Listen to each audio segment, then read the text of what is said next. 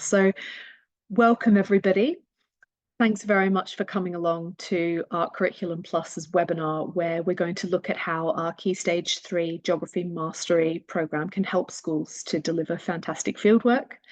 My name is Kate Fritter and I'm Head of Secondary Geography at our Curriculum Plus. But first, what is the point in a webinar about fieldwork provision? Well, we know that schools are facing complex challenges in delivering high quality geography fieldwork, and this is not new. We know that Ofsted's 2023 subject review highlighted real weaknesses in the provision of fieldwork in England.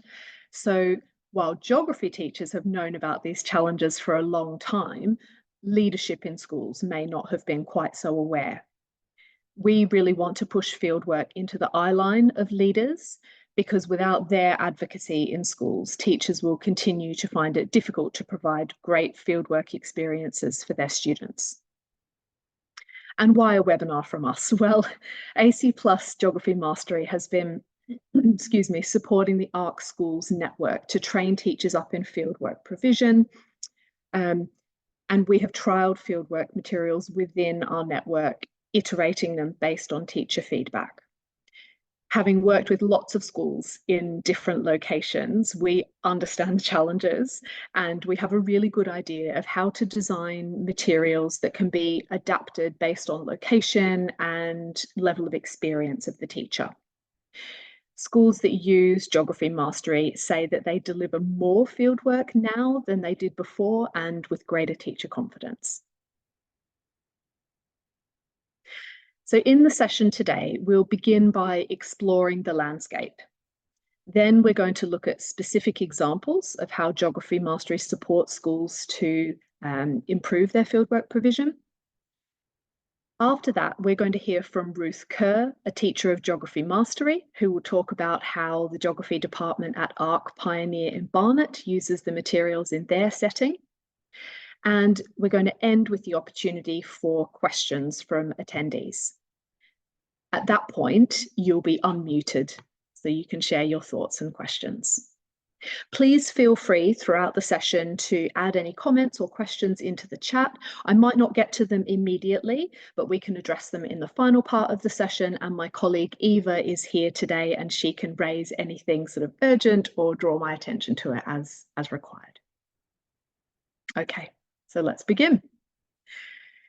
We're going to start with a question for you. So in the chat, can you please note down the main challenges that your school faces in providing high quality geography fieldwork at Key Stage 3?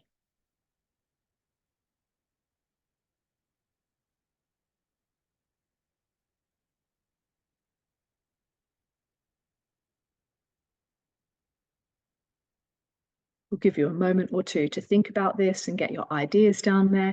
And then Eva, if you could start to share through what some of those ideas and themes are, that would be great.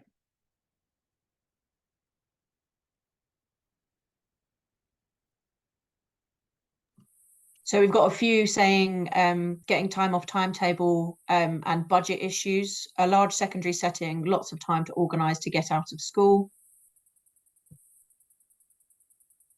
Absolutely. It's interesting that budgets come up multiple times. Okay. As that's something that I would have observed as well, just from my conversations with subject leads across the academic year. Thank you. Yeah, that's not surprising at all that a lot of the challenges are logistical and budgetary. Are there any others coming through, Eva, before I move this slide on? Not immediately, but if any more come through, I'll let you know. Great, thank you. Thanks everybody for sharing those, and please do continue to add those in as we move on to the next slide. So I'm going to talk through some of the challenges here, which I think touch on what you've shared already. So from talking with schools and from reading the Ofsted report from late last year, we know that the challenges of delivering fieldwork are varied and they're complex. A few of them, as you've already indicated, include things like Geography Key Stage 3 has especially high percentages of early career teachers and non-specialists teaching the subject, and the impact for fieldwork is that there's often low confidence in planning and managing fieldwork at Key Stage 3. The Ofsted report pointed out that a lack of fieldwork CPD is one of the key reasons why many teachers lack the skills and confidence to plan and lead fieldwork. We know, of course, that school priorities around key stages 4 and 5 mean that less attention is given to ensuring that fieldwork actually happens at key stage 3. The national curriculum is so busy, so it can be really hard to meet all of those curriculum requirements, and fieldwork often drops off the list for many schools. Fieldwork provision was already insufficient in many schools, not all, but in many before the pandemic. But COVID made that even harder, and many schools really feel that they're playing COVID catch up now. That takes lots of different forms. So there are changes in the way that schools approach field trips and fieldwork, getting students outside.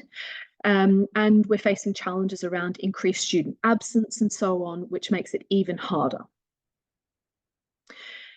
We know quite rightly that schools are paying more attention to SEND, and they're increasingly aware of the need to ensure that the whole curriculum, including fieldwork, is accessible to all students, which is great. But this is not always straightforward, and it can require really careful planning when we're thinking about fieldwork. As you've already said, there are lots of logistical factors like staffing and budgetary concerns. And as we said before, fieldwork not being always on the radar of leadership until now, we really hope that the Ofsted report will have elevated that and put it in their line of focus. So the result of all of this is that fieldwork is often delivered poorly or not at all in many schools in England. National curriculum requirements are not met, and in many cases, pupils are not prepared for Key Stage 4 and 5. And oftentimes, the first time they come into contact with fieldwork in geography is at Key Stage 4, which is not the situation we want them to be in. Okay, so now let's pause and take a moment to remind ourselves of what the Ofsted report actually said about fieldwork. So here's an extract. Take a moment to read.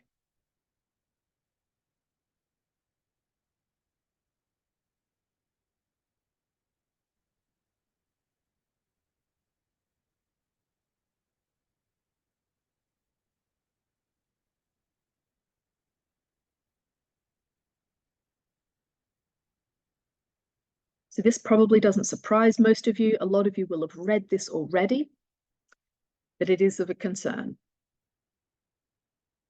And now let's take a step even further back to remind ourselves of the Key Stage 3 National Curriculum fieldwork requirements. So take a moment to read through the programme of study extract on screen now.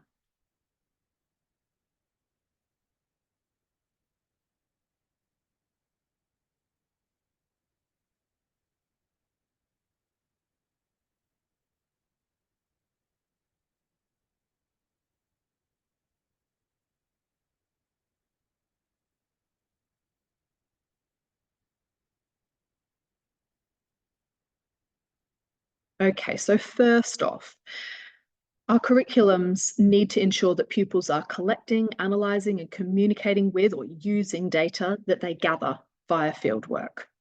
This is already quite a big task.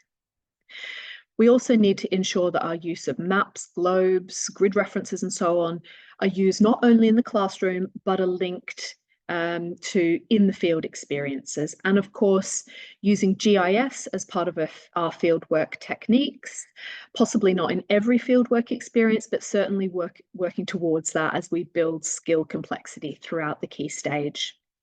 And finally, we need to carefully plan for fieldwork in contrasting locations. And this is an element schools can find tricky to plan and execute well. So this can often feel like a tall order against the challenging context that we have already spoken about. Now we're going to move on to looking at how Geography Mastery approaches fieldwork to build teacher confidence and ensure that your school meets and exceeds the national curriculum. On screen, you can see an overview of the Geography Mastery curriculum. This gives you a sense of where fieldwork occurs and how it builds in complexity through the key stage. Okay, now I'm not going to talk through the entire curriculum sequence here, and I'm not going to talk about our GIS components or decision-making exercises. I'm just going to hone in on some of the fieldwork opportunities over the 3 years. Okay, so in Year 7, Unit 1, Geography and Me, this is where we introduce students to fieldwork right from the get-go, really. So we want them understanding that fieldwork is an important part of geography right from Unit 1, and we introduce fieldwork in what we would call quite a soft way in this first unit. We use a personal geographies approach, and students are using a questionnaire which they design with teacher support in order to gather qualitative data, and then they present that, and Ruth is going to show you some of the student work that has come out of that initial fieldwork opportunity. In Unit 4, Brilliant Biomes, the fieldwork builds in complexity a bit here. Now, this fieldwork can be completed on the school grounds or off-site, so it's designed to be used flexibly, which really addresses those budgetary concerns that were mentioned before. Students are using 2 or 3 methods here, for example, vegetation analysis, and then they use that data to write up an end-of-unit essay. Okay, one question that we've just got in the chat, and you're already starting to answer it, is ARC's fieldwork location specific? Yeah, that's a great question. As you can understand, creating fieldwork that can be used by multiple schools is a real challenge, and it's something that we've grappled with over years. So we've found ways to do that. For a little bit of context, the ARC network has schools in 4 main hubs. So that's Portsmouth, Hastings, London, and Birmingham. And now that Geography Mastery is available to schools outside of the ARC network, we also have schools in Liverpool and Yorkshire and Dorset, really spread around. So the materials have to be adaptable. When we show you some examples in a moment, you'll see the way that we provide models and exemplars and guidance around how to tweak and adapt the fieldwork materials to suit your context. With the biomes fieldwork, we've done that really carefully so that you could, if you're lucky enough to have a woodland nearby, for example, you can take the students there, but if you don't, you can use your school grounds to do it. And we've designed the methods so teachers can select the methods that are going to be easiest for them to use in their specific location. In the Year 9 Unit 6 fieldwork, which is the one animated here, we have done some really careful thinking around the way to support schools, regardless of location, to be able to deliver that comparative fieldwork report. So while I'm talking about that one, I might as well summarize that a little bit. In Year 9, Unit 6, by the end of the key stage, we know that schools, by the national curriculum requirements, we know that schools have to, or should be, providing fieldwork opportunities so that students can conduct comparative fieldwork. That's really tricky to achieve. So we provide fieldwork materials that enable you to deliver virtual fieldwork for one location. We provide all of those materials. And then we provide all of the guidance and templates and an example of how to create the fieldwork materials for your UK region. I'll show you some exemplar materials in a bit so you can see what I mean. And just to circle back to Year 8 there, we're going to have at least one fieldwork opportunity in the Year 8 units, which we're currently reworking. Yeah, that is going to be a climate change fieldwork, which is currently under development. Now, just circling back to the Year 9 Unit 6 fieldwork, I'm sure that all of the geographers in the room here can see how that fieldwork investigation is at the end of the key stage, and it draws on physical and human geography content that has been addressed throughout the 3 years of learning. So students are applying that knowledge in their fieldwork. Okay. Right, so I'm going to give a little bit of context for Year 7 Unit 1 fieldwork in the unit Geography and Me before we hear from Ruth. Okay, so the context for this unit is that the unit really familiarises pupils with the discipline of geography. I'm sure that nearly all of you will teach Year 7 students who are coming in from a range of feeder schools and who have hugely variable experiences of geography at Key Stage 2. They may have done some field trips, but probably not done field work. So this unit really seeks to help them to understand what geography is and to see their own links to the subject through a personal geography approach. And teachers really get to know their students through this unit, which is so helpful at the start of Year 7. Now, our approach to this fieldwork is that pupils devise an interview to gather qualitative data from a family member to investigate that person's personal geography. And pupils present that data via an annotated UK or Europe map or global map, depending on what's appropriate for the person that they have interviewed. So I'm going to hand over to Ruth now to talk you through how she has used this fieldwork at Arc Pioneer in Barnet. Eva, if you would be able to unmute Ruth, that would be fab. I think I'm already in mute. Can you just give me a quick thumbs up? Yeah, you can hear me. Okay, great. So hi everyone. As Kate has already mentioned, my name is Ruth and I'm a geography teacher at Arc Pioneer Academy in North London. And I'm going to speak with you today about my experience of using Geography Mastery in planning, preparing and delivering fieldwork to Key Stage 3 classes. I think one of the real benefits actually of using Geography Mastery is that fieldwork is incorporated right at the beginning of Year 7. That's not something I've encountered in other contexts in which I've worked. So right from the start, from that very, very first half term in Year 7, students are beginning to conduct fieldwork. Kate, could you just move me on one slide, please? So on the screen, you can see some of the finished personal geography projects created by some of our Year 7 students in September and October of this year. So this is our current Year 7 class. Now this is the finished product that you can see here. So you can see the annotated map that students have created about their personal geography. They will have conducted interviews with family members as part of their homework. And it's a real opportunity for students to create such a special piece of work that marks their first half term at secondary school. It's almost a bit of a celebration of everything that they've learned so far. I think this fieldwork is important because it allows them to connect their heritage, their culture, into what we are learning in school. I think that link really between like curriculum and their own personal history is invaluable. It really gets a good buy-in with geography right from the start of Year 7, which we know is super important. In this fieldwork, we're linking together really important concepts such as migration, place, identity, all into one piece of work.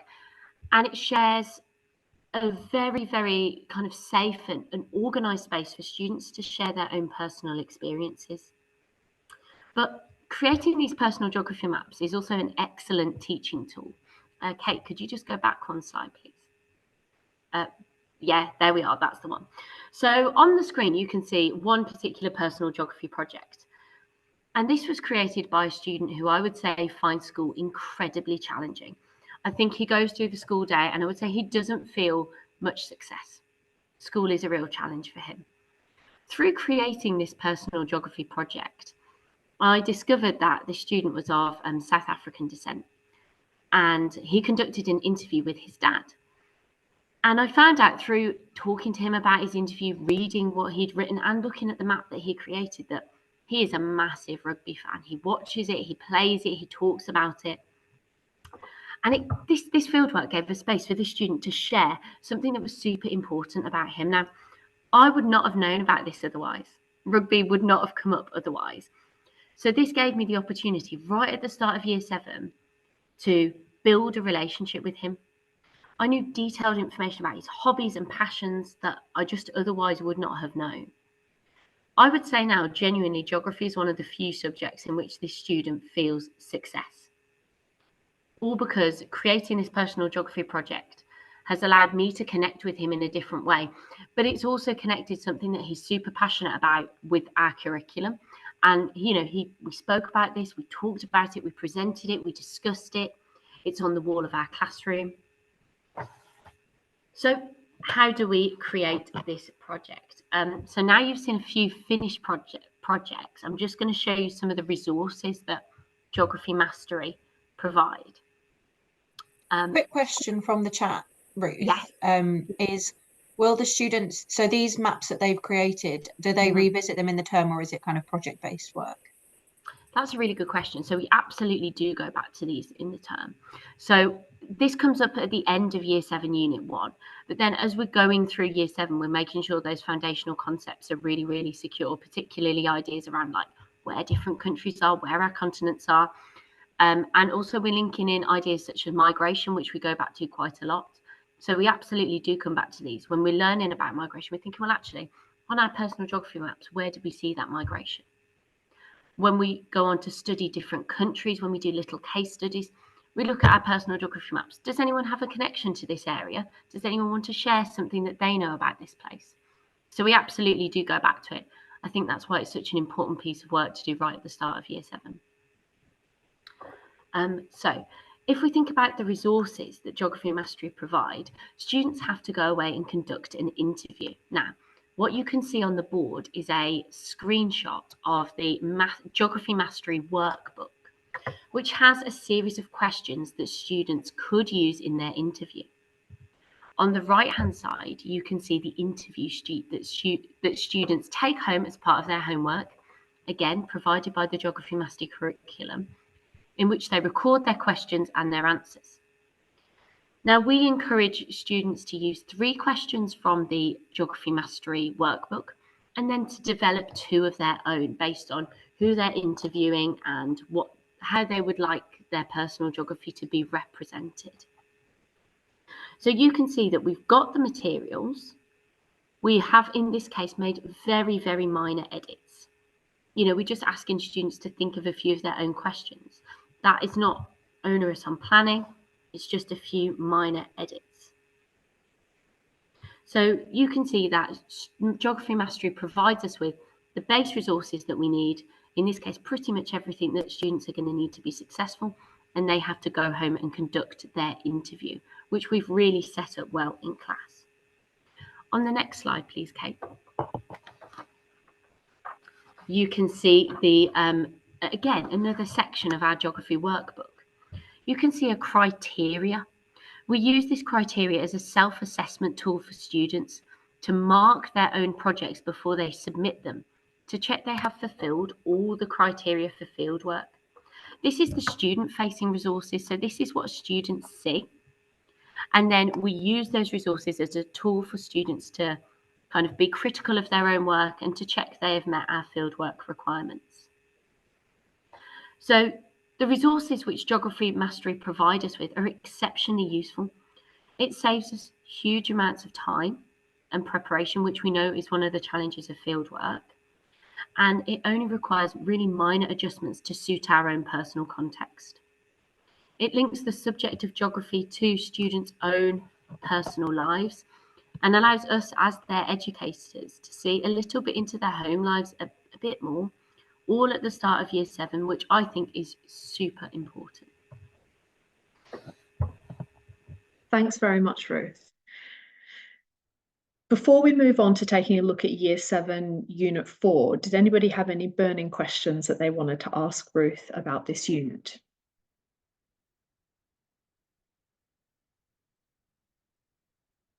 Eva, let us know if anything comes up in the chat.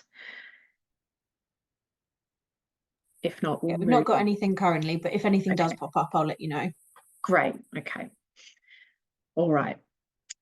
So now let's take a look at Year 7, Unit 4, Brilliant Biomes. This is absolutely one of our most popular units.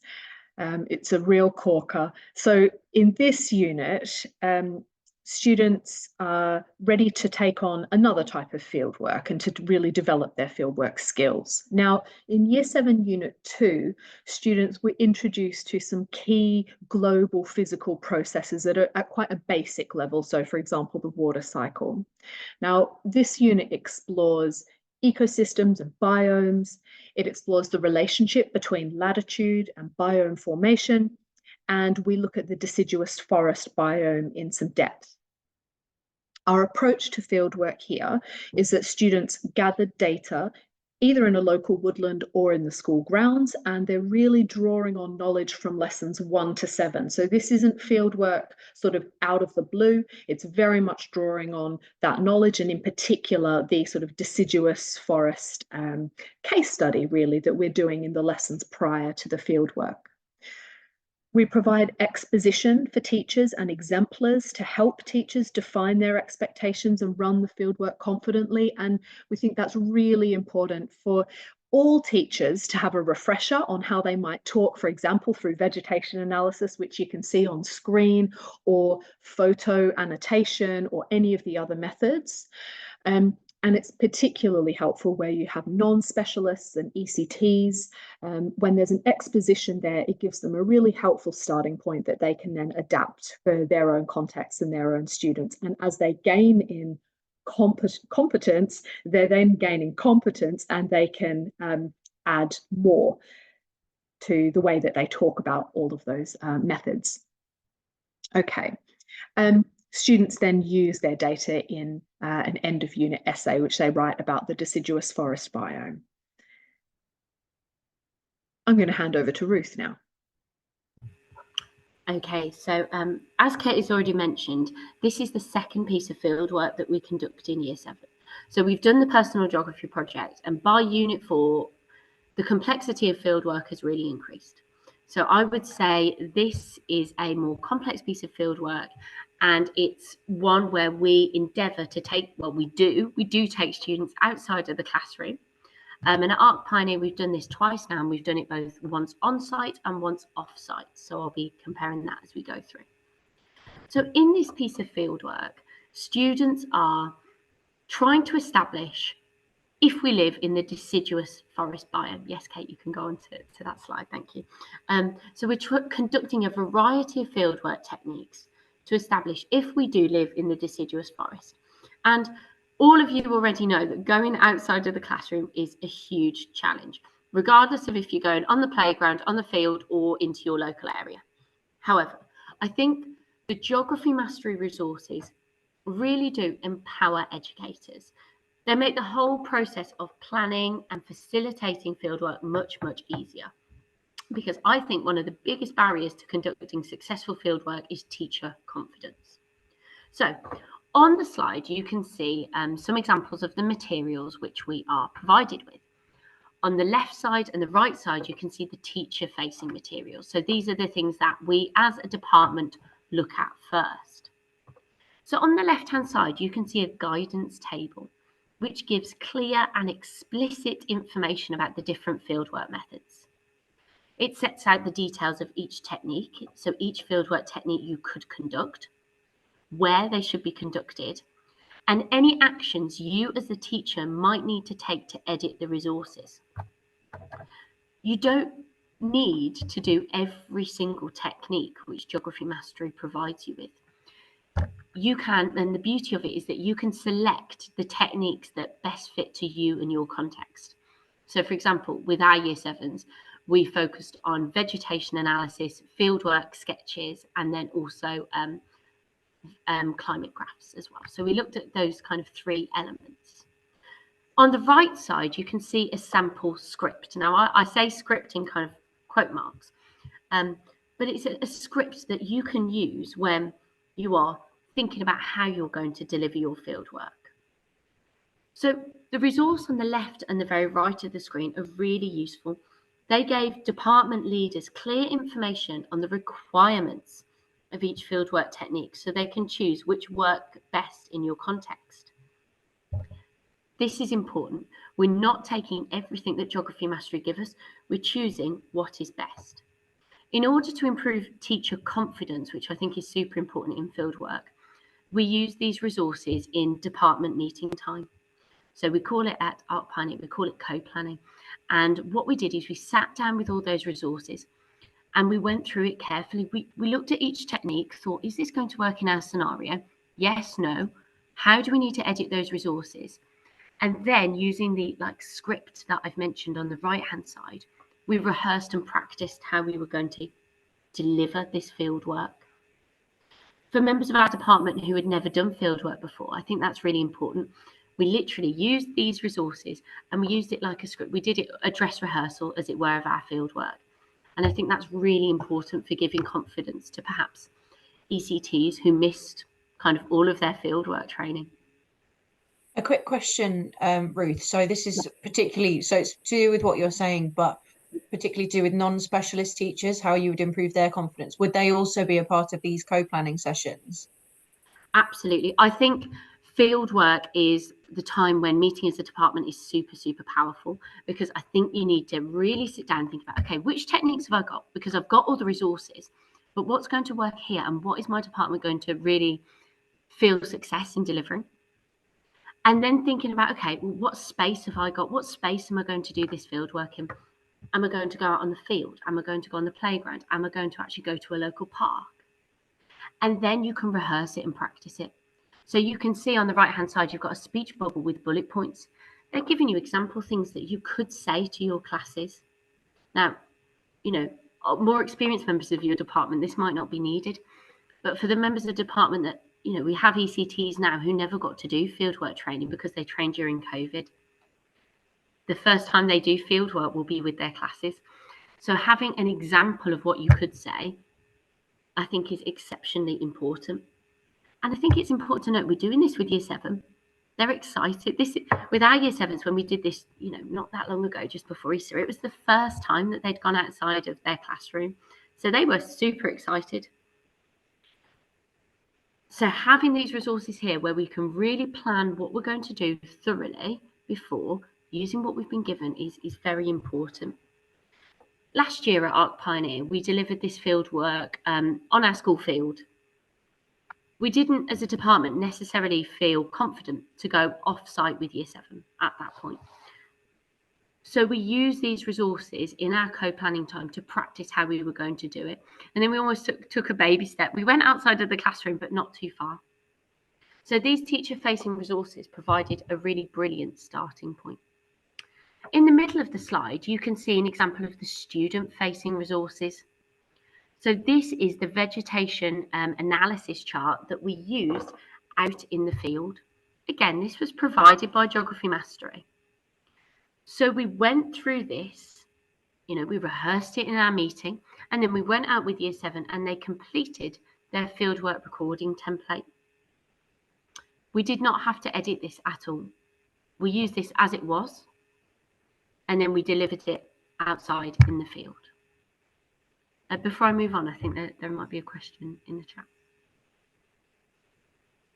Yes, so the question in the chat says, does your school have a mixed woodland on your field? Nope, we don't. But we do have some trees, but I wouldn't say it's a particularly biodiverse environment at all. So we use kind of what we could see and what we knew was in the surrounding area. This year we went off-site and we conducted it in a local park, which is about a 15-minute walk from school. So Kate, if you could go on to the next slide, please. So I've said Geography Mastery provides a lot of resources that we used. It provided the teacher-facing materials, it helped improve our confidence, and the student fieldwork data collection booklet. However, we did do a little bit of editing. Because this was Year 7's first trip, I created a lesson that the department used just to kind of set the expectations for the trip. So I made the lesson creating where we would be going, the behaviour expectations, and gave teachers a space to model the fieldwork techniques that we were going to be doing in the classroom before we went outside. However, whilst I created this, I didn't do it completely from scratch. The example slide that you can see on the left was created using the Geography Mastery slide deck. So it wasn't completely new. I wasn't starting from scratch. I used what we as a school had already been provided with. On the right, you can see the worksheet that Year 7 completed in that lesson prior to fieldwork. Again, this is edited from a template provided by Geography Mastery. So students were already familiar with this kind of format of work. It was just new content.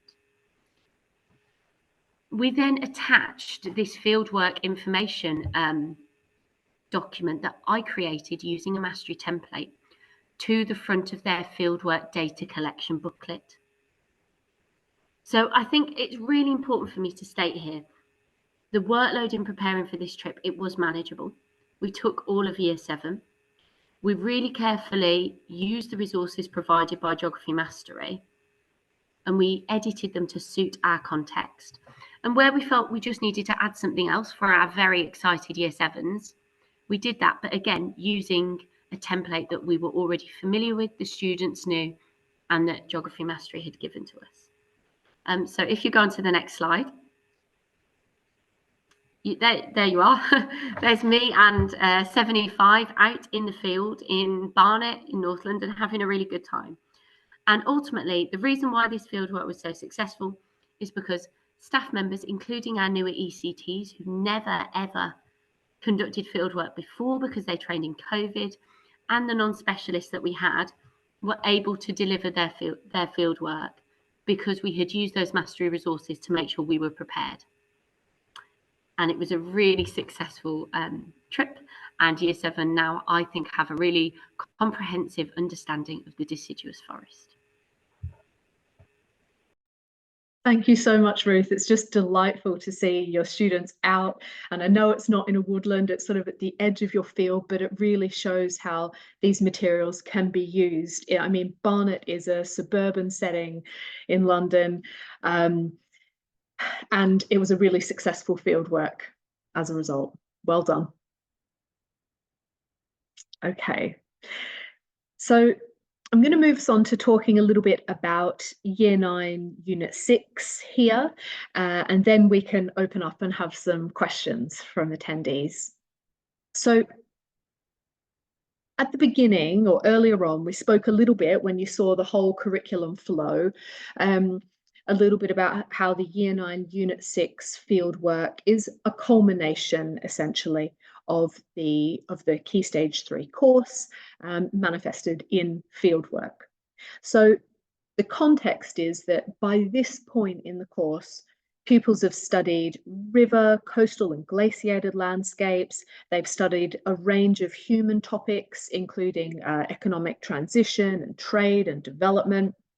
So in this unit, they apply knowledge from all of those units and more via their comparative fieldwork investigation, which, as we know, is a requirement of the national curriculum. So to recap on our approach here, we provide guidance and materials on how to use the virtual fieldwork materials to investigate the physical and human geography of the Lake District. And we, of course, include exemplars there. Now, this unit actually follows on from Unit 5, which is a unit on glaciation. So that works really nicely in terms of bringing in that recently learned knowledge about a glaciated landscape.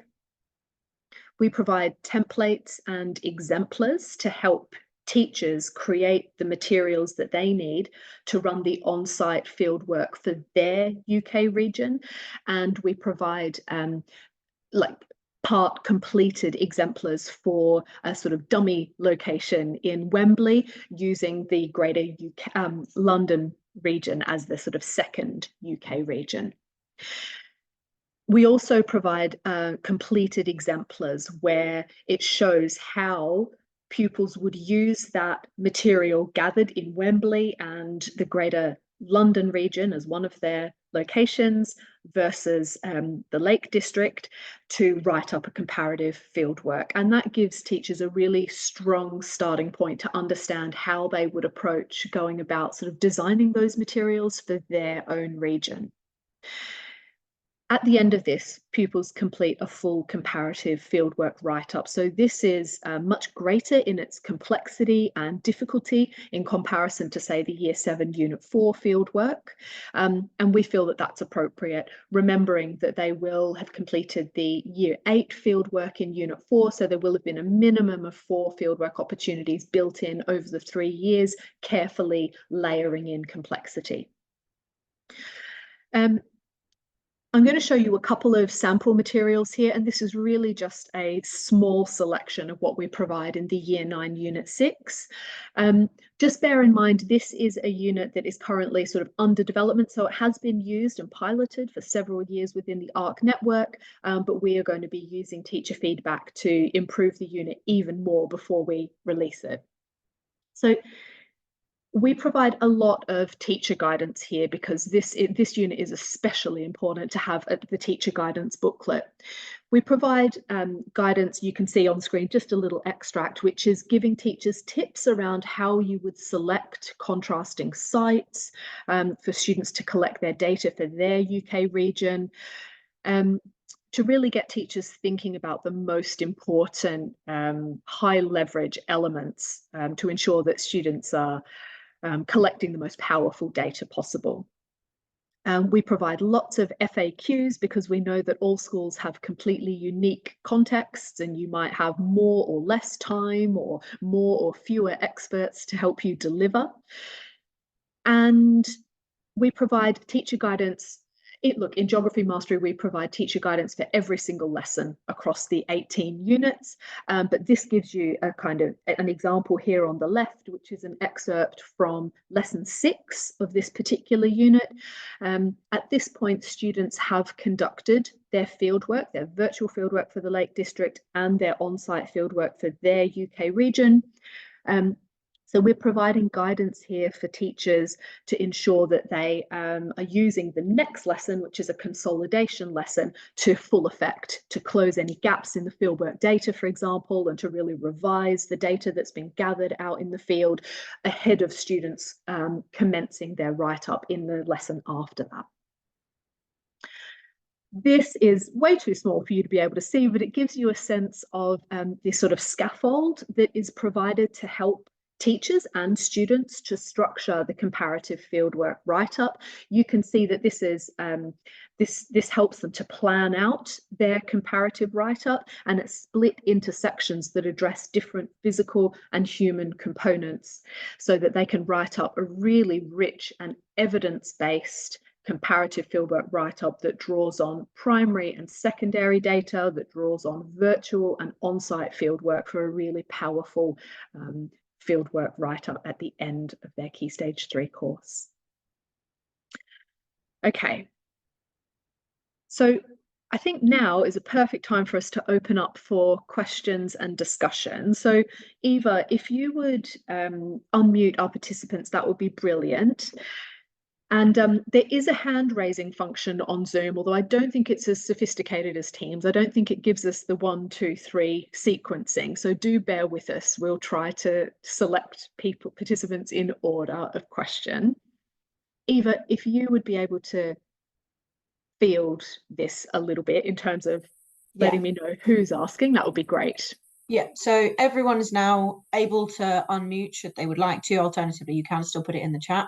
But the first question that we've got in the chat is how you encourage students to reflect on their field trip experiences. This is a really good question. Ruth, please feel free to chip in here because you have the experience specifically at Pioneer. I'll let you mull on that for a moment there, Ruth. And look, from the curriculum design perspective, this is such a great question because we continue to grapple with the way that we need to not only conduct the fieldwork and get students to use that data in a fieldwork write-up, but that we need to use subsequent units to draw back on that fieldwork. So a good example is that we are developing a Year 8 climate change unit where we're going to be incorporating fieldwork. And after that fieldwork has been completed, the data that has been gathered is going to be used within the actual unit teaching there. Now, that unit has not been completely iterated, so I'm sorry that I can't give very specific examples of how we're going to do that there, but we have a very keen eye on ensuring that the power of fieldwork doesn't stop once the write-up has finished. So thank you for raising that. There's another question there also to do with that, is how you assess student learning during and after the trip. Could I just speak on that for a moment? Because I think that's a really important question. So the point about encouraging students to reflect on their field trip experiences, it really is the culmination of an entire unit of work. So, for example, with Year 7 Brilliant Biomes unit, students know right from the very first lesson we are building up to doing a fieldwork trip, which we are then going to reflect and evaluate afterwards. And there is space for students to do that in their longer writing essay at the end of the unit, where they think about the fieldwork they conducted, what they did when they were in the field, and what they found. The whole unit is building up to answer the question, do we live in the deciduous forest biome? So I would say almost before we do the field work, we're laying the groundwork. And then after the field work, we're reflecting on, well, okay, did what I learned when I'm out in the field link to the theory that I've been taught in lesson? Furthermore, the point about assessing student learning and achievement during and after the fieldwork trip, we do in two main ways.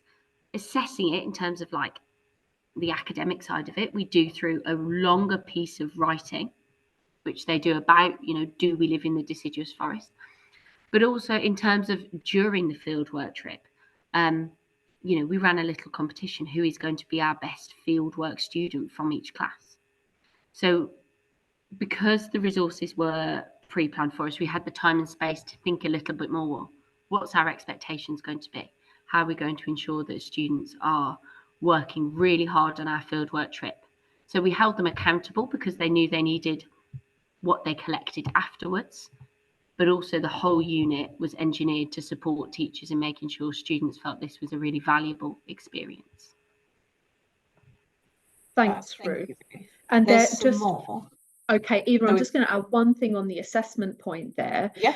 There are other ways that we assess the fieldwork learning as well. One of them is through our termly diagnostic assessment. So at the end of this autumn and the end of the spring terms, we have multiple choice quiz assessments, and we also have a written component as part of that. These change year on year. And in the multiple choice questions, there are often sort of like seen and unseen fieldwork questions that are built in there. And we're actually having a discussion just last week about the way that we can use the written component in the autumn and spring assessment to have some of those sort of application questions, which some of those will be relating to fieldwork. So we'll draw back on that learning. Thanks, Eva, for the next question. No worries. Yeah. So next one we've got two that have come in. First one being referring to when you talked about the climate change fieldwork, what primary data will you be collecting? And then the second question is then, how do schools get involved in your scheme of work? Yeah, great questions.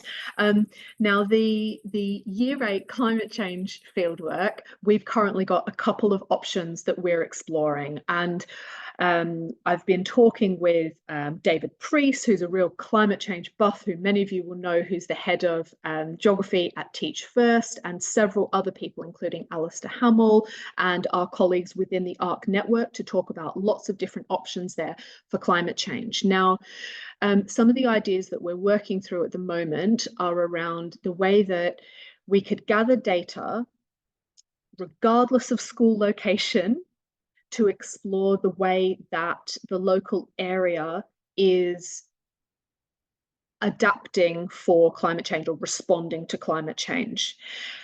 So that's one of the ideas, using climate change data. And when I say data there, sorry, it's all data that we're gathering. But when we're looking at collecting actual, for example, temperature data, for instance, it can become quite tricky when we're doing a Year 8 level climate change fieldwork for that to be within the scope that is possible. So we are trying to make it much more focused on being out in the field and gathering data, for example, from local people to gain an understanding of their understanding of climate change, whether they have put any measures in place on their houses, doing a sort of measurement within a certain area of how many solar panels, for instance. So there are lots of qualitative and quantitative methods that we're looking at building in there. I hope that's helpful. Yeah, and then the other one, I think it's kind of for me actually as well. So it's how do schools get involved in your scheme of work? So I'm with Art Curriculum Plus. I'm one of our strategic partnerships managers. So any schools who are interested in kind of finding out a little bit more about kind of suitability in your school context, what your priorities are, obviously what the pricing is, those kinds of conversations, I'll be the person to field that. So what I'll do is I'll put my email. I think Kate's got it on. Kate's got some contact details on the slide there, but I can also put my email in the chat if you just want to email me directly, and then kind of chat a little bit further about that. And just to clarify, because I think the previous person had asked the question there about how do schools get involved with the scheme of work? It might be that Eva has already answered that question, but I just wanted to clarify, did you mean getting involved with using Geography Mastery, or did you mean how do schools get involved in the development of Geography Mastery? I just want to make sure that we've definitely interpreted you correctly. Development of. Okay, development of. Okay, lovely. So we're in the really, really lucky position, Geography Mastery and Art Curriculum Plus, of working really closely with schools who use the programme.